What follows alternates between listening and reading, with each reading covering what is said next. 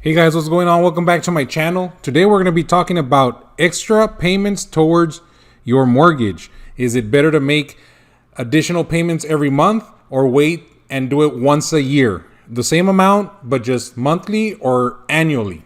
Let's get into this. All right, so I found this amortization schedule that I can use online. So let's assume that we have a $200,000 loan. We're going to go traditional 30 years. That's 360 payments at a 4.5. So let's calculate to see what that looks like just in general. All right. Okay, so you're looking at your monthly payments here of $1,013 with 37 cents. Your total principal payment, which is what you're gonna pay, is $200,000, and your interest is $164,813 with 42 cents. All right. So it does say here, if you do the schedule, it'll tell you that you will not finish paying this mortgage off until March 23rd of 2051. So let's go ahead and plug in these numbers in the spreadsheet here. So we have the extra payment calculator. Again, it's a $200,000 loan at 30 years. The principal is $200,000. On all three scenarios, you're gonna end up paying the principal for sure. That's $200,000. The difference here is going to be the interest, right? So for in the traditional one, we're looking at paying $164,813 with 42 cents.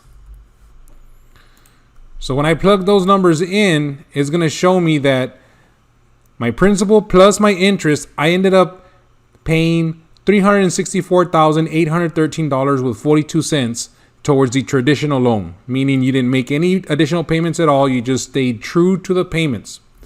And here it says that it'll be March 23rd of 2051. So we go 2051. March of 51. Okay. So now the beauty about these calculators online is that you can say, you know what? I want to add a payment. Here it gives you the option to add to your mortgage payment. As an extra yearly mortgage payment occurring right?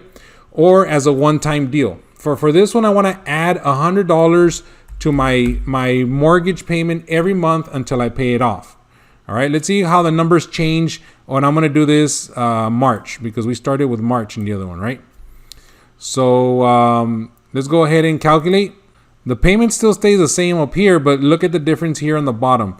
Now we're looking at $200,000 for the principal, of course, but now instead of 164, now we're looking at $133,067 with 96 cents.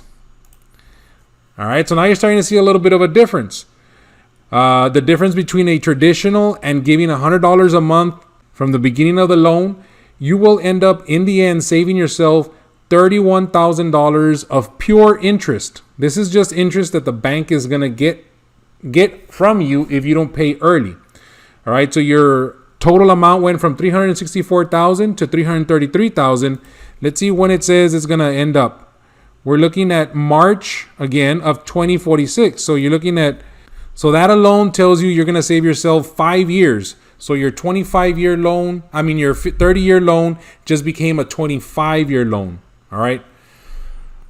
So not too bad. That's actually pretty good. You're shaving yourself off 60 months worth of payments basically. Okay, but let's assume you say, you know what? I can't afford the extra $100 a month. What I can afford is when my income comes in, or when my bonus comes in, or when my raise comes in, I can afford to scrunch up $1,200 one time every year until the mortgage is paid off. Again, we're going to keep it in March. Let's see if there's any difference here. All right, so you're looking at here, you're still paying the $200,000 in your principal.